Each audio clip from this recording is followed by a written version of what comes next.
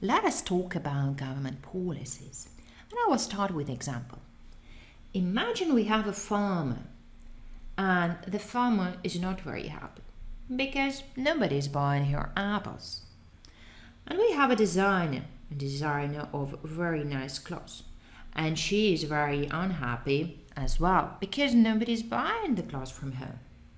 And also we have a furniture maker and nobody is buying the furniture. So that person is very sad as well. And let us say the government approaches the farmer and says, you know what, I'm going to give you $50.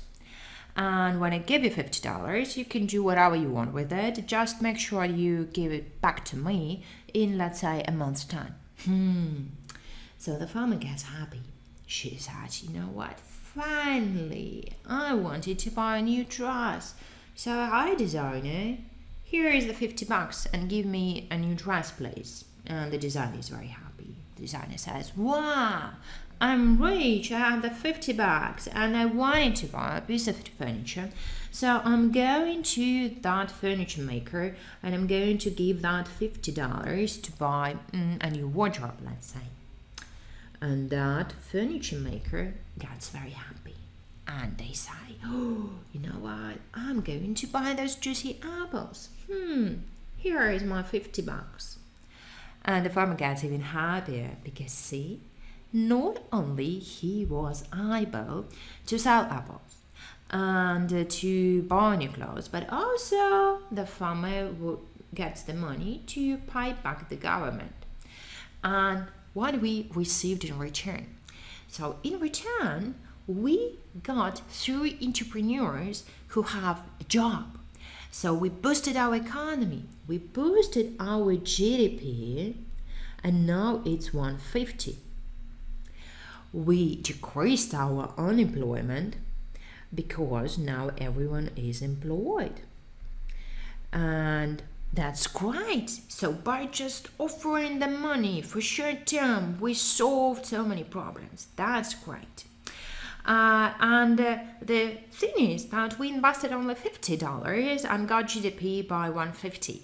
So we actually multiplied the money in the economy. Of course, in practice, it's going to be more complicated.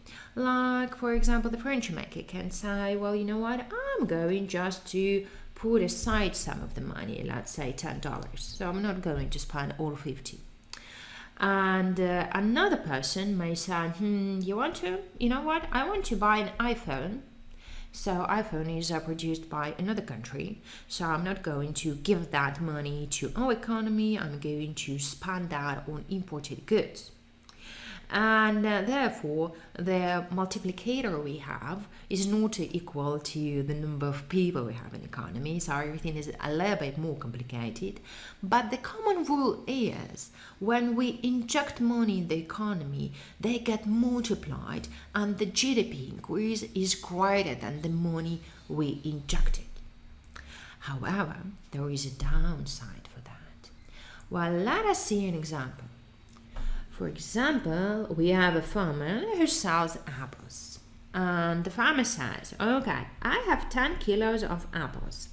And I'm going to sell them for $1 per kilo. And as soon as she puts the sign on, there is a huge line that is formed. And there are 20 people there. 20 people. So it's 20 kilos worth of apples. But the farmer doesn't have that many apples. She has only 10. So the logical thing to do would say, you know what, I'm going to raise the price. Because, well, if so many people want to buy apples, this means that my apples are too precious to be sold for $1. And the line is reduced immediately and there are only 12 people. So it's better, but still not enough. So the farmer increases the price, well, let's say to $1.15. And the line reduces to just 10 people. Oh, exactly. We have 10 kilos of apples. We have 10 people who want to buy those apples. Awesome. So the farmer is happy, but are those people happy? Well, you know what? No, they are not. because the first thing in the morning that they saw a sign of $1. And later in the evening, they see that the prices have increased by 15%. That's ridiculous. This inflation is too huge to survive. So they are not happy. And why did that happen? Because there were so many people that had so many money, and that amount of money, the volume of money, increased the volume of goods in the economy. And that's basically what happened in the USSR. So in USSR, the prices would stay the same, and people would get salaries and wages which would be enormous, which would be huge, but they couldn't buy anything with this because there was just not enough goods. So there was like a hidden inflation. And the same happened here. And the reason because that happened is that there were too much money in the economy. So every time the government injects money and multiplies it and GDP increases, well, actually inflation rises. And that's the sad part of that. And you know what? Unemployment and inflation are the two main aspects of how the government operates. Well, people, they do care about trees, they do care about how attractive their cities are, about medicine, but like the two main indicators that they are unhappy or happy about is unemployment rate, because everybody wants to keep the job, and inflation, because they do not want to get too shocked when they go to the store. So the government has to balance their policy to make sure a proper balance of how unhappy people are with the unemployment and how unhappy they are with the rise in inflation. And the more money the government injects, the smaller is the unemployment. However, the greater is the inflation. So there is no right answer. And there are two main policies the government uses to regulate that demand, that aggregate demand. And one of them is called fiscal policy. And fiscal is about money supply. So how can the government alter the money supply in the economy? Well, first, but not the easiest, is taxes. And you already know the example. Like Polish government reduced VAT to zero. And by doing that, by reducing VAT to zero for whatever you can find in grocery store, they boost people's purchases. Now people can buy more meat, more fruits, more vegetables. So that's taxes. And when the government increases the taxes, people say, you know what, the final price gets too big, too ridiculous, I'm not going to buy anything, or I'm going to buy less. Another way is just payments to people or to the businesses. So, for example, in COVID times, many governments would say, you know what, I do understand that you have to stay at home and you do not work. So how about I give you $500? And people would get that $500 and they would say, you know what, now I have money and I'm going to buy something. I'm going to order pizza and I'm going to buy some, let's say, jewelry. So by offering the money, those payments, the government helped to boost economy, to increase GDP. Well, just save it from falling too much.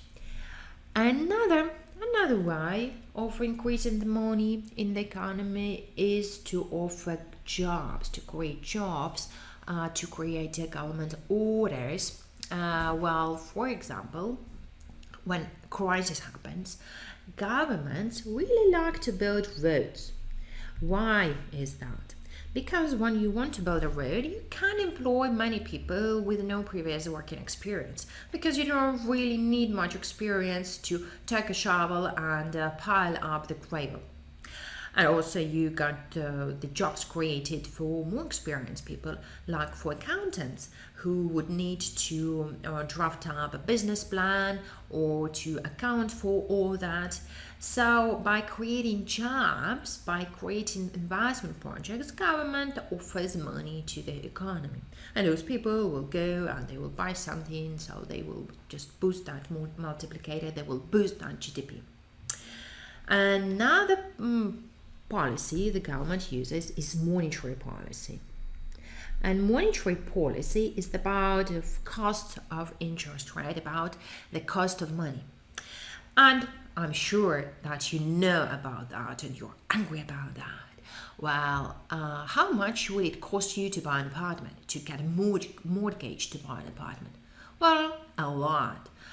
Because the government, when the government offers money to the banks, they charge them some base rate, and it can have many names like reference rate or central rate or government rate or whatever. So that's the rate the government uses to lend money.